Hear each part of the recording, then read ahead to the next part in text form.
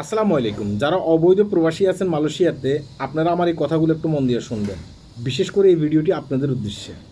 আমরা আগে জানতাম যে আফ্রিকাতে মানুষ অপহরণের শিকার হয়, সোমালিয়াতে মানুষ অপহরণের শিকার হয়, অন্য অন্য কান্ট্রিতে যেসব দেশে আইন নেই ওইসব দেশে মানুষগুলো অপহরণের শিকার হয়। ইদানিং যদি আপনি মালয়েশিয়ান পত্রপত্রিকাগুলো দেখেন এবং কি আমাদের বাংলাদেশের বিভিন্ন পত্রপত্রিকাগুলো দেখেন, আপনি দেখবেন যে মানে মালয়েশিয়াতেও কিন্তু মানুষ এখন অপহরণের শিকার হয়। কোন কোন মানুষগুলো অপহরণের শিকার হয় সেটা কি আপনি জানেন? বিশেষ করে যারা অবৈধ প্রবাসী আছে মালয়েশিয়াতে, এরা কিন্তু অপহরণের শিকার হয়। মানে আপনি যদি হয়তো এক জায়গা থেকে অন্য আরেক জায়গায় যাচ্ছেন, আপনার কাছে গ্রাফ নেই, এখন আপনি কি করছেন?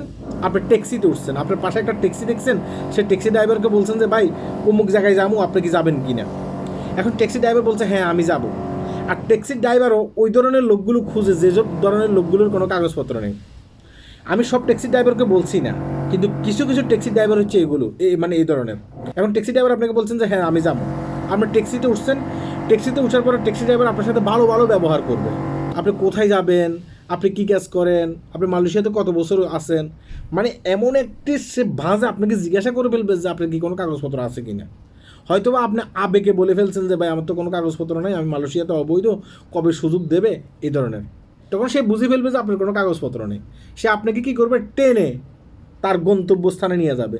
সেখানে নামার পর আপনি অনেক ক্ষেত্রে দেখবেন যে সেখানে আমাদের কিছু বাংলাদেশি ভাই ব্রাদার আছে, তারা ওই সংগঠনের সাথে জড়িত আছে। মানে মেন অপহরণকারী হচ্ছে তারাই। তারা এখন আপনাকে সেখানে বেঁধে ফেলবে, বেঁধে বলবে যে ঠিক আছে তোমার বাড়িতে ফোন করো, হ্যাঁ এত টাকা দিতে হবে, এত টাকা দিলে তোমাকে ছেড়ে দেবো।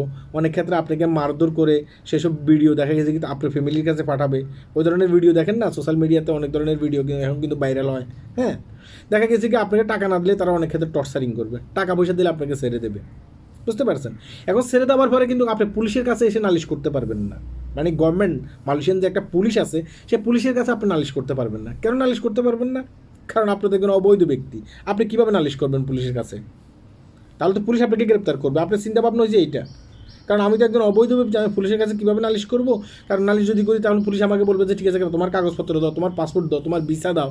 হ্যাঁ, সে ডকুমেন্ট দেওয়ার পরে তো সে পুলিশ রিপোর্ট লিখবে। এখন আপনি তো সেটা দিতে পারবেন না। আর এই সুযোগটাই কাজে লাগায় যারা অপহরণকারী আছে, এই সুযোগটাই কিন্তু তারা কাজে লাগায়। এটা আমার কথা না, যারা অপহরণ করার পরে তাদেরকে টাকা পয়সা দিয়ে বের হয়ে আসছে তাদের ভিতরে কিছু মানুষের কথা। যারা অবৈধ আছে তাদেরকেই কিন্তু বেশি দেখা গেছে কি অপহরণ করে। তাই আমি আপনাকে বলছি, যদি আপনার কাছে কাগজপত্র না থাকে, আপনি একজন অবৈধ প্রবাসী হয়ে থাকেন, আপনি যে অবৈধ, এই বিষয়গুলো দেখা গেছে কি বাইরের কেউ যেন না জানে। আপনার দুর্বলতা আপনার কাছে থাকুক, সেটা বাইরের কারো কাছে প্রকাশ করবেন না। এবং কি যদি এক জায়গা থেকে অন্য আরেক জায়গায় যেতে হয়, তাহলে আপনাকে কী করতে হবে? আপনাকে গ্রাফের যে অ্যাপস আছে সেই অ্যাপস আপনি নামিয়ে রাখবেন, সেই অ্যাপসের মাধ্যমে আপনি যাবেন। অ্যাপসের মাধ্যমে যাইলে কী হয় জানেন?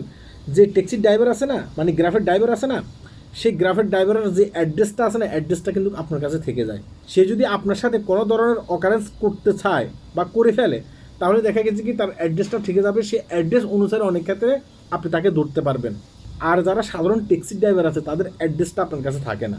আর তাদের অ্যাড্রেসটা যদি আপনার কাছে না থেকে থাকে, সে যদি আপনার সাথে এই ধরনের একটা অকারেন্স করেও ফেলে, আপনি কি তাকে ধরতে পারবেন? ধরতে পারবেন না।